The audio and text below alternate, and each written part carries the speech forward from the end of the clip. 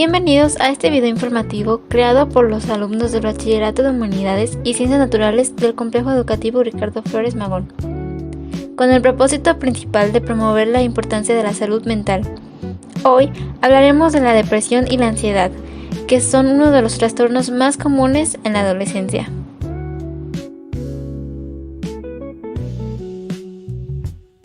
Comencemos con definir qué es la depresión.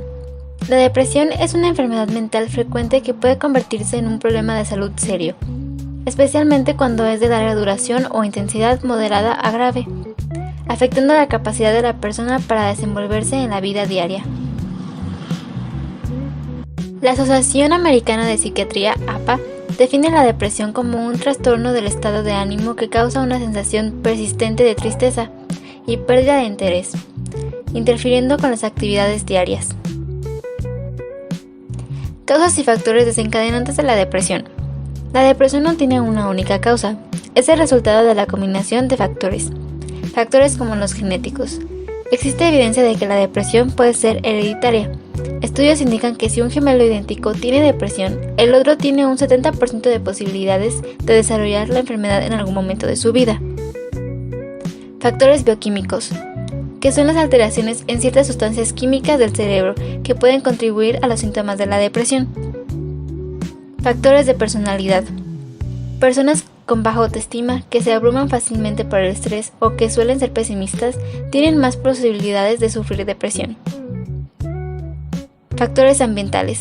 La exposición constante a violencia, abandono, abuso o pobreza puede aumentar la vulnerabilidad a la depresión. Eventos estresantes. Situaciones como la pérdida de un ser querido, problemas económicos o rupturas sentimentales pueden desencadenar también episodios depresivos. Y por último, las enfermedades médicas. Condiciones como enfermedades cardíacas, diabetes u obesidad pueden aumentar también el riesgo de desarrollar la depresión. Síntomas y señales de la depresión. La depresión es un trastorno emocional que causa un sentimiento de tristeza constante y una pérdida de interés en realizar diferentes actividades. También es conocida como trastorno depresivo mayor o depresión clínica. Este trastorno afecta los sentimientos, los pensamientos y el comportamiento de una persona y puede causar una variedad de problemas físicos y emocionales. La mayoría de gente que tiene este trastorno puede que padezcan de dificultades para realizar las actividades cotidianas y que a veces sientan que no vale la pena vivir. Más que solo una tristeza pasajera, la depresión no es una debilidad y uno no puede recuperarse de la noche a la mañana de manera sencilla. La depresión puede requerir tratamiento a largo plazo. Si bien la depresión puede producirse solamente una vez en la vida, por lo general, las personas tienen varios episodios de depresión. Y durante estos episodios, los síntomas se producen durante gran parte del día, casi todos los días, y pueden consistir en sentimientos de tristeza, ganas de llorar, tienen cierto sentimiento de vacío o desesperanza. También empiezan a tener pérdida de interés o placer por la mayoría de las actividades habituales, o a todas. También pueden tener alteraciones de sueño, como insomnio o dormir demasiado. Tienen dificultad para pensar, concentrarse, tomar decisiones y recordar cosas. Pensamientos frecuentes o recurrentes sobre la muerte, pensamientos suicidas, intentos suicidas o de suicidio. Y por último, problemas físicos inexplicables como dolores de espalda o de cabeza. La depresión es un trastorno grave que puede causar efectos devastadores tanto en ti como en tus familiares. La depresión suele empeorar si no se trata y puede derivar en problemas emocionales, de conducta y de salud que pueden afectar todos los aspectos de tu vida. Después de entender mejor la depresión, ahora vamos a hablar sobre otro trastorno que puede ser igualmente desafiante. Este trastorno es la ansiedad. La ansiedad es un estado emocional que se caracteriza por sentimientos de nerviosismo, miedo y preocupación excesiva. Puede ser un mecanismo de defensa natural que nos ayuda a responder a situaciones estresantes, pero cuando se vuelve excesivo y persistente puede afectar a nuestra salud mental y física. Existen varias causas que pueden desencadenar la ansiedad, como el estrés prolongado, un estilo de vida poco saludable, miedos frecuentes o hipocondria genética, predisposición familiar, adicciones y la falta de interacción social. También pueden influir experiencias vitales traumáticas, periodos de transición o grandes cambios, relaciones conflictivas o una vida caótica. Los síntomas de la ansiedad pueden variar desde sensaciones somáticas como mareos, taquicardia y sudoración hasta síntomas físicos como nerviosismos, deseos de huir y sensación de muerte inminente. La ansiedad puede afectar nuestra capacidad para funcionar en la vida diaria y puede tener un impacto significativo en nuestra calidad de vida. Síntomas físicos de la ansiedad. Palpitaciones. Puede causar palpitaciones o latidos rápidos del corazón. Respiración acelerada. Puede causar respiración acelerada o hiperventilaciones. Sudoración. La ansiedad puede causar sudoración excesiva. Temblores. Puede causar temblores o sacudidas musculares. Síntomas emocionales y cognitivos de la ansiedad. Miedo y preocupación. Puede causar miedo y preocupación excesivos por situaciones o eventos específicos. Pensamientos negativos. La ansiedad puede causar pensamientos negativos y catastrofistas. Dificultad para concentrarse. Puede causar dificultad para concentrarse y tomar decisiones. Irritabilidad.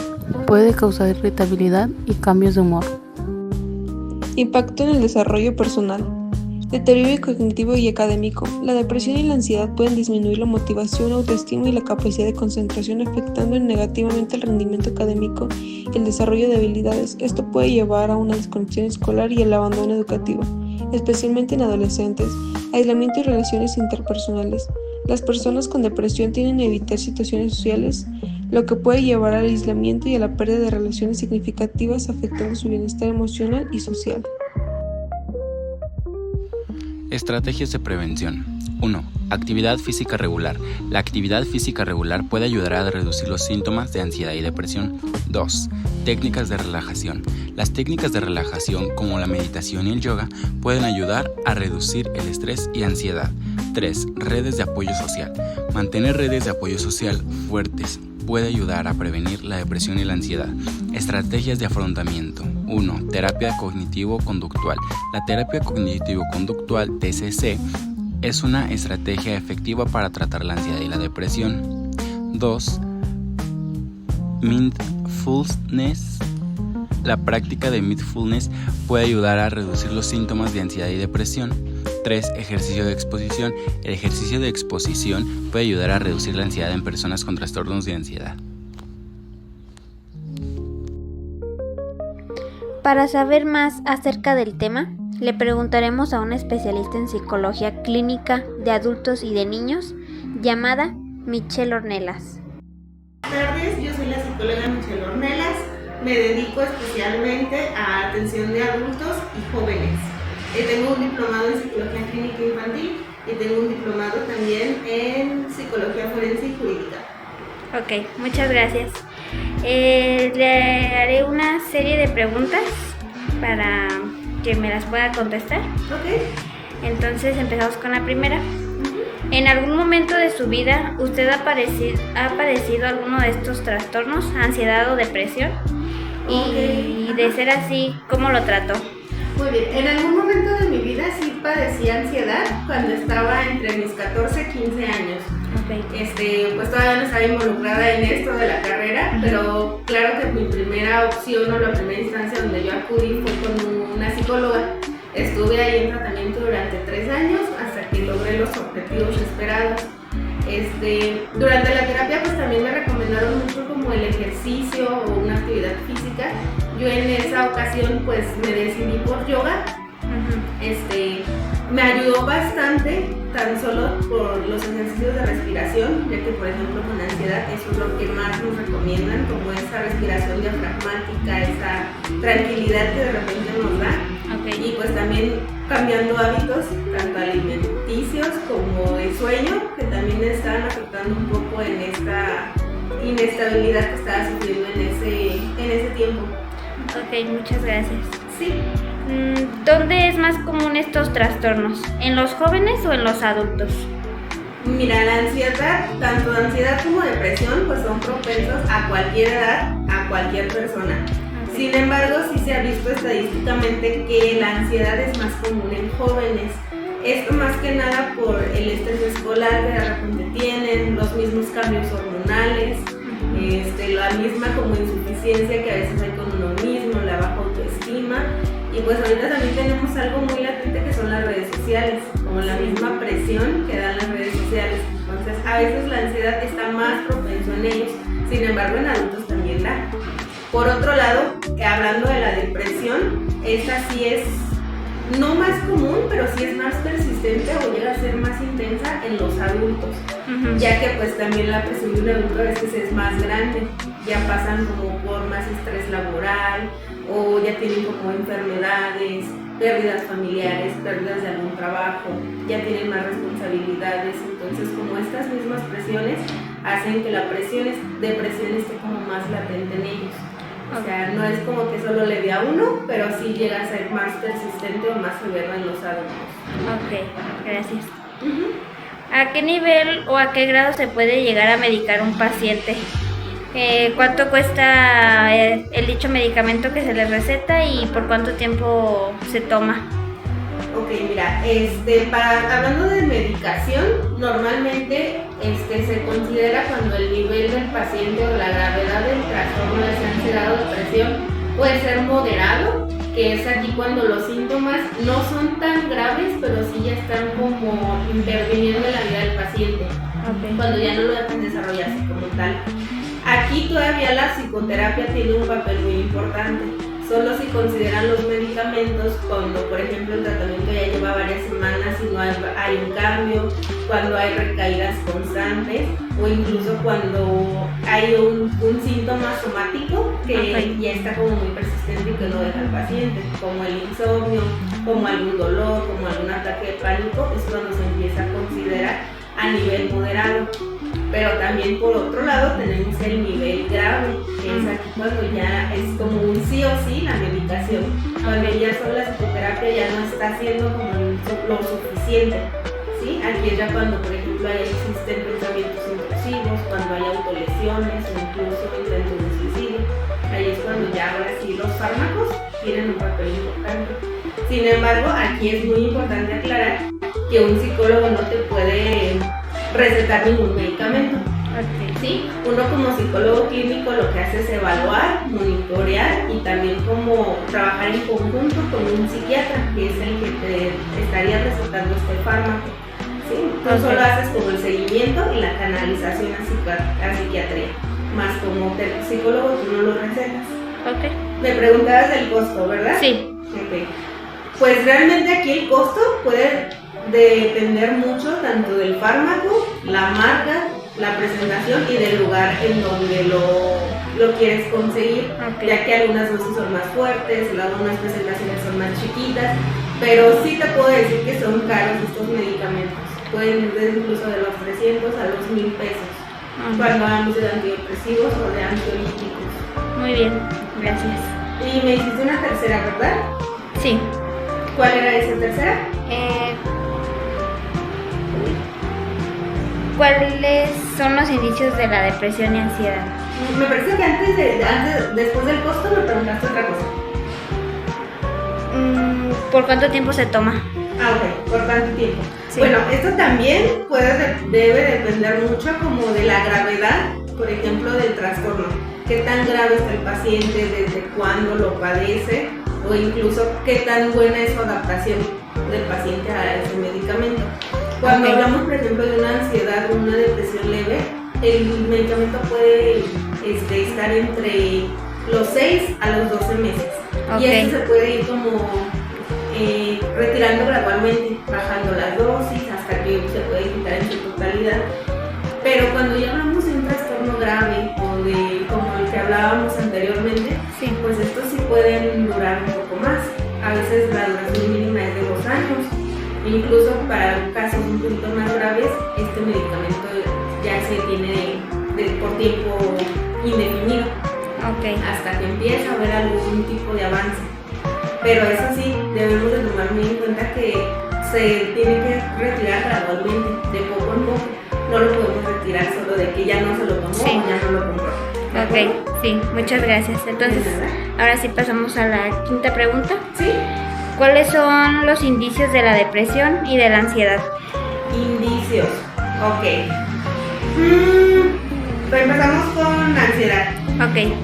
Aquí, por ejemplo, nosotros tenemos síntomas físicos como pueden ser las palpitaciones, las taquicardias, sudoración excesiva. Sí. Pues vamos a notar como esto que decimos que los nervios, pero vienen siendo como estos movimientos involuntarios.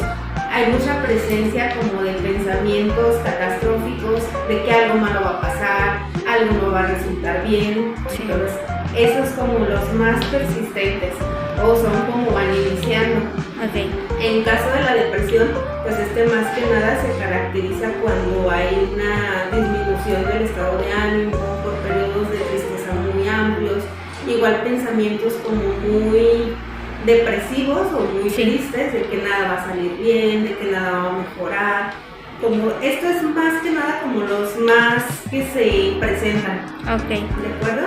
Ok, muchas gracias.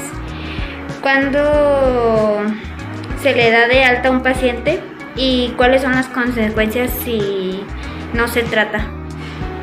A un paciente se le da de alta cuando ya hay una mejora significativa y cuando logra los objetivos específicos que se hayan puesto con él.